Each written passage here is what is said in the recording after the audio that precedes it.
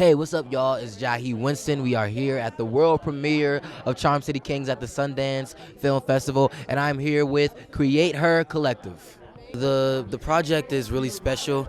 It's about a young boy in Baltimore as he sort of approaches manhood a little bit too soon. I'm really excited to be a part of it. What drew me to the story was really the idea that it could be a challenge and to sort of bring a new layer to sort of a stereotypical, seemingly stereotypical and overly sort of prototype story, and just sort of add a new layer. And Sherman did such an amazing job with the script and with the story, and I'm just really happy to be a part of it. Well, one of the main things I felt when I was reading the script and given the opportunity to bring this story to life was the fact that I was able to communicate my own personal experiences living from marginalized island like Puerto Rico.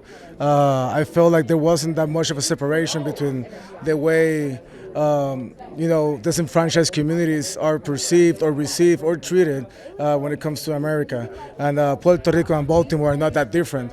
So being able to witness the fact that there's a Baltimore in every state, and that Puerto Rico is almost like its own Baltimore in the middle of the Caribbean, I feel like I could tell my own experiences and I could share my message through a movie that could resonate with the rest of America.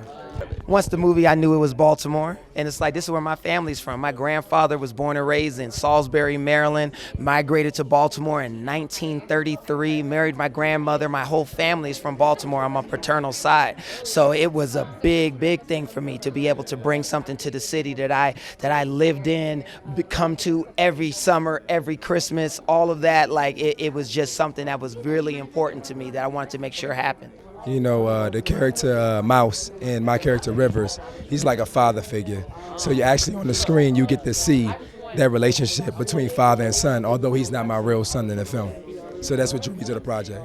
It was a big thing for me, just to see children that could portray these characters. And like Jahi Winston, who plays our lead character, Mouse, he worked on the Baltimorean accent for like 3 months to try to have his, have his twos and his do's and Doug, because he said dog a few times on set. And I would say, hey, listen, in Baltimore, it ain't no dog, it's Doug.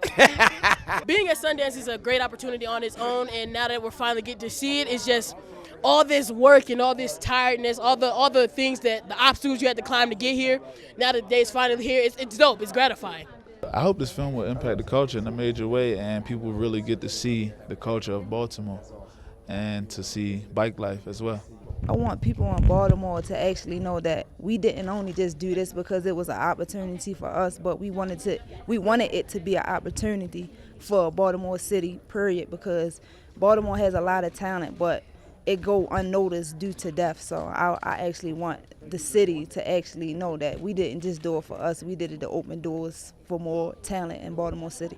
It's a great city. I always say the best thing about every city is the people, and the people in Baltimore are just very strong-willed, and they're very well-intentioned people. So it was great. I want them to feel that, they already know that it's not just shootings and kidnappings and all the bad stuff that's put out into the world, and that's what people see. It's more than just that. It's the entire environment, the entire feel, the energy is what makes Baltimore, Baltimore. I hope they feel love. I hope they feel represented. I hope they feel the love that we had for the city while we made it there. And it was the reason why I wanted to make sure we made it in Baltimore and not in Atlanta or Louisiana or Toronto or some other city where we were told to shoot it because you get a better tax incentive. I was like, nope, this has to be in Baltimore. There is no movie. So I wanted to make sure that happened. Baltimore is a real city in every part of the way. And you didn't have to act because the environment was so rich and so intense. Sometimes you went to set and you like, yo, I don't know if I'm gonna make it out today. That's how real it is. There was one part when I went on my ride along that a young man was killed at 10 in the morning and the Jordans were still on his feet, body still warm. So it's so much love and so much hope in the city, but it also has that underlying, in any like major city like Chicago or DC or Baltimore. So it's just one of those things that made it kind of easy to act. because you was really going to set like, yo, this is real out here. It doesn't matter what type of genre we're trying to tell, if it's sci-fi, horror, comedy, whatever, if we can still communicate something, an underlying testament of the struggles of our community, I feel we're doing something cool because that's what storytelling is about. I hope they feel, and I hope that they see themselves on the screen and see themselves reflected back. I hope they feel proud, very proud and content with the depiction of their city. I mean, we did this for them. This is our love letter to them, and this is our love letter to all the Baltimore's everywhere, you know what I'm saying, and all of the Mouses and everyone everywhere. So it's really great to be a part of it, and I hope they feel very proud to be from Baltimore. I want them to be able to see what I have done and get up and do the same thing I did, because at the end of the day, a lot of people ask me, how did I do it as far as riding dirt bikes? And I'm a female. I got up every single day because that's something that I wanted to do.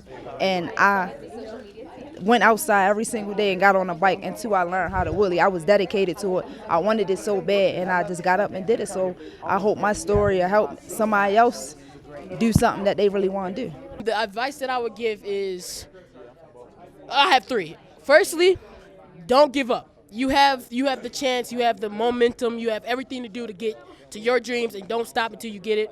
Two, put in 100% every time. Don't ever slack off doing a job. Don't slack off doing an audition. And number three, probably just commit. Being an actor is probably a 24/7 thing. So if you want to be an actor, you have to commit 100%. No ifs, ands, or buts about it. You know, I would say just stay focused. Don't ever give up on your dreams. Follow your dreams forever. You know, because they start from somewhere and then they form into something.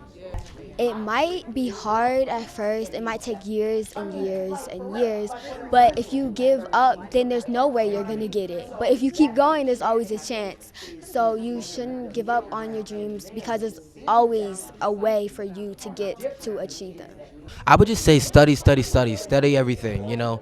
Watch all the films, watch all of the, you know, go online. Thanks to the internet now, we have so much access to everything. So go online, try to find screenplays, as many screenplays as you can. Take classes, just really study and immerse yourself into the craft. And, you know, everything else will follow after that. All of the, you know, everything will align in the way that it's supposed to. Keep doing what you do and believe in your vision.